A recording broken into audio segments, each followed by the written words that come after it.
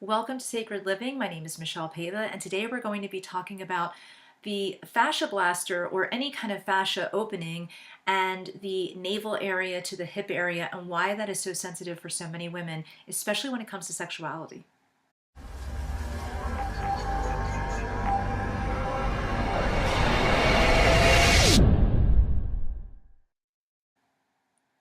So today what we're going to talk about is understanding why the psoas muscle and the navel to the pubic bone, if you are working with a fascia blaster or any kind of fascia opening exercises, why that is so sensitive and how it affects your sexuality.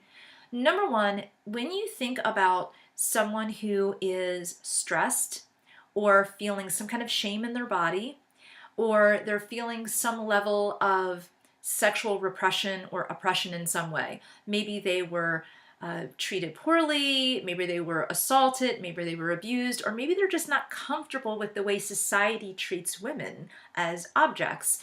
And even on the surface, though many women will talk about, wanting to be this or that, or more pretty, or whatever it is, there's still this underlying feeling that women are doing this because of society. It's not that they just were born this way and decided that they wanted to wear, tons of makeup and be sexual objects. So being feminine and being in your feminine power does not mean that you're objectified. There's a very big difference between the two. So even being very sexy or sensual doesn't mean being objectified. So what is it about opening up the fascia from the navel to the hip area that causes women a sense of release or a sense of feeling an emotional release immediately?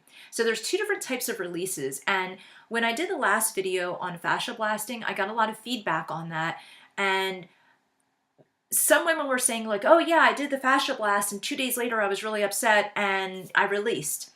That's the initial stress that you've released. That's not the deeper emotional stuff, and that will come later in time. So those of you who have maybe had sexual abuse or assault or some of that feeling of being female is somehow dirty because of the objectification and so forth, if you've had those feelings and you went longer with the fascia blaster, maybe 6 months to a year, and you started using it more often, and you got past that initial, just kind of that explosion of emotion, you know what I'm talking about. There's a feeling of more the release with also empowerment. So there's this feeling of standing in your ground. And that's because as you're releasing the fascia and as you're releasing basically some of the scar tissue that might be there, so it's not only physical scar tissue, but it's emotional scar tissue. As you're releasing that and you're letting the blood flow come in and you're becoming stronger and stronger. So this isn't just a quick fix. This isn't just that quick release. This is time has gone by. Now there's more blood flow and now you're feeling stronger. What does that mean to you emotionally? So here's what happens. If you have a true body-mind connection when you're born, and then things happen. So it doesn't matter if it was when you were 5 years old or 52, okay? Whenever the things happened for you, especially if they were younger because you have more of a pattern, but whenever the things happened, I'm just going to call it that, excuse me, because it's not always assault or trauma. Sometimes it's just stress, okay? So when you have that sense of holding on and you have that over time, you're emotionally stuck as well because you're protected. So the fascia, in a way, serves as a protection that creates more of a look of cellulite and more of a look of dysfunction, and it actually holds you and binds you in ways that are not natural. But I always tell people to look at the secondary benefit. So what's the secondary benefit if you're very overweight? Well, if you're very overweight, the secondary benefit is no one's going to screw with you, right? Like you have more space. So sometimes if you have more space that you're holding, you're not going to be ignored, okay? Or you're not going to be touched unless you say so, because now you're bigger and you can push back, okay? So you have more behind you. Or no one's going to look at you as sexually, you think, because you have all this weight. because the you that was abused might be a size 2 or a size 12, but the other you is a whole different person.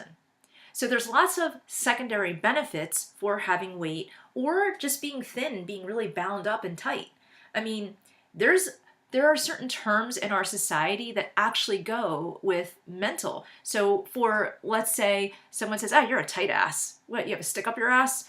Well, think of people that have really tight hips or super thin and they're just very contained. So what does that mean? It means they're holding on, and they might feel like they have a stick up their ass, or they might feel like they're a tight ass or wound up because maybe they were treated horrible. Maybe they need to be like this. Maybe they think they need to be like this. And maybe being like that served them. So maybe your weight serves you. Maybe the fascia serves you. Maybe the cellulite serves you. So as you're releasing it and as time is going on and your body is saying like, hey, shit's happening, it's releasing, you need to catch up in the emotions, that's when you really start to look at, why did I have this? What led me here? What was I doing to my body, or what genetically through generations was happening in my family that is generational pain that I have been carrying? And how am I going to release it long term, in addition to my fascia blasting, for instance? So in addition to releasing some of the scar tissue and the fascia and some of the other toxins that I've been holding on to, what are the emotional toxins that I need to let go of? What can you right now look at in your body, especially from the navel to the hip area and the pubic bone, in that whole area, including the obliques and the back, the lower back?